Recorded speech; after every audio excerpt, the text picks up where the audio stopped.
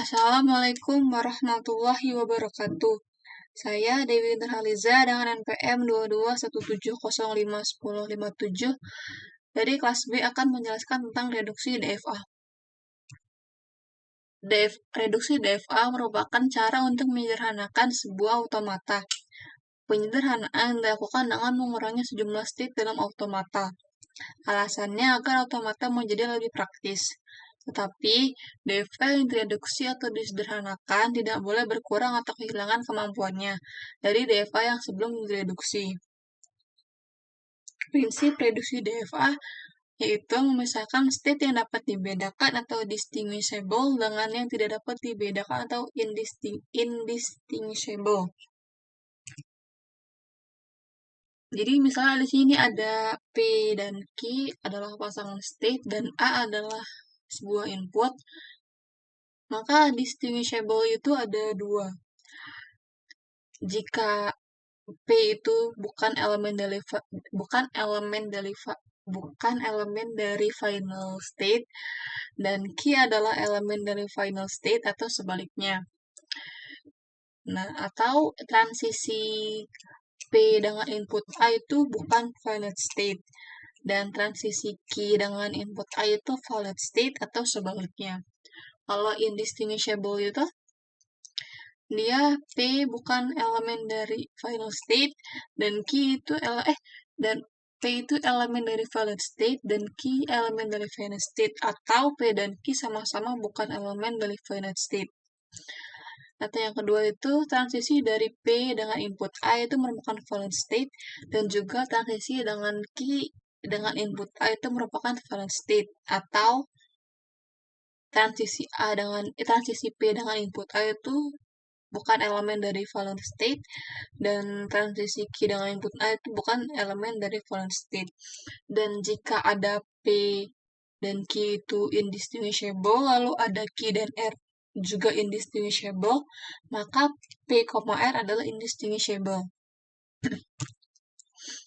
Misalnya di sini ada contoh DFA dengan 6 state, yaitu A, B, C, D, E, F dan 2 input yaitu A, B, dan ada 2 valid state yaitu D dan E. Langkah pertama dari reduksi DFA itu yang pertama itu hapus semua state yang tidak dapat dicapai dari state awal. Kan di sini state awalnya itu state yang A. Lalu di sini setelah dilihat-lihat ada satu state yang tidak dapat dicapai dari state A, yaitu adalah state yang F. Karena di antara state A, B, C, D, E ini tidak ada satupun state yang dengan input yang mengarah ke state F.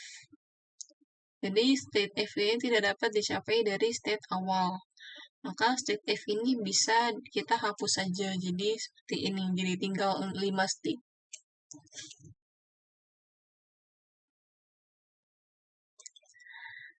Lalu langkah yang kedua itu buat semua pasangan state-nya. Di sini kan ada 5 state, jadi dibuat state-nya A, B, A, C, A, D, A, E, dan seterusnya sampai dengan D, E. Lalu langkah yang ketiga itu tentukan pasangan state yang distinguishable. Distinguishable tadi kan ada 2. P bukan elemen valid state dan Q elemen valid state atau sebaliknya.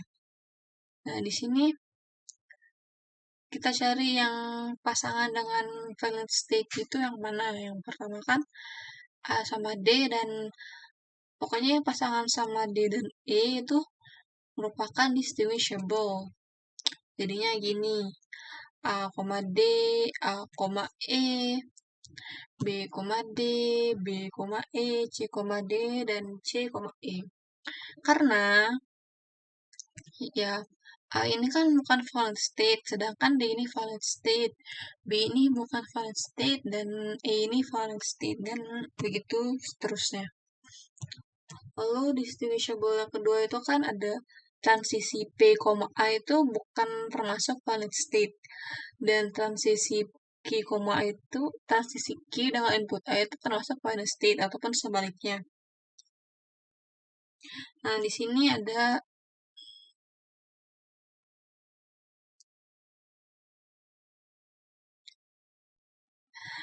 ada dua dari yang distinguishable yang kedua ini, yaitu A, B dan A, C.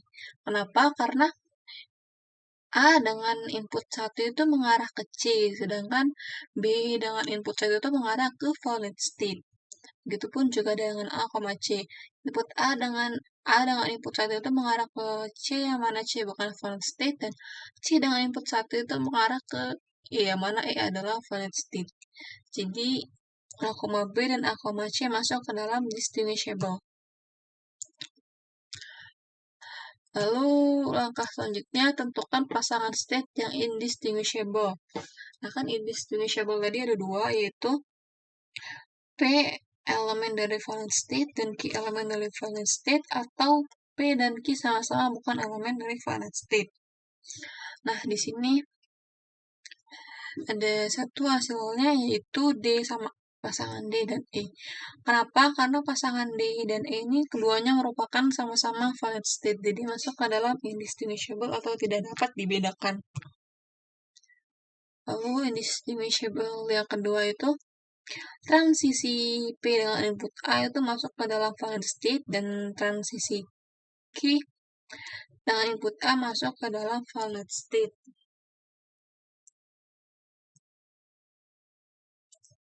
Atau sebaliknya. Di sini kan bisa B, C ya. Kita lihat in state B dengan input 0 itu mengarah ke B, yang mana B bukan valid state, begitupun yang C dengan input 0 mengarah ke C, bukan valid state. Begitupun juga B dengan input 1 mengarah ke valid state, dan C dengan input 1 mengarah ke valid state. Jadi B, C ini masuk ke dalam indistinguishable yang syarat kedua. Oke.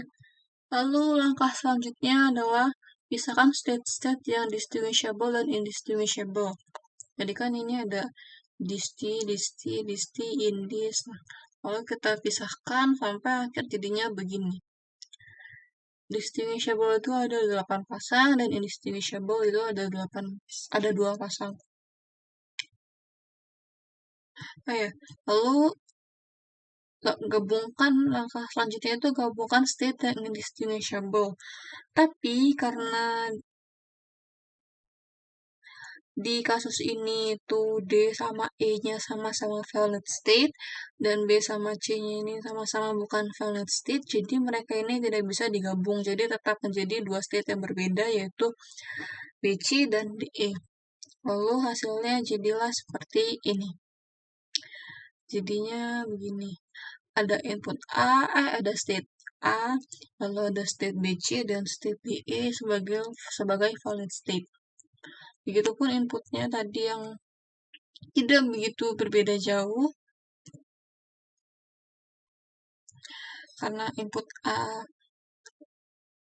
state A dengan input 0,1 mengarah ke BC, dan input BC dan state BC dengan input 0 mengarah ke BC itu sendiri, dan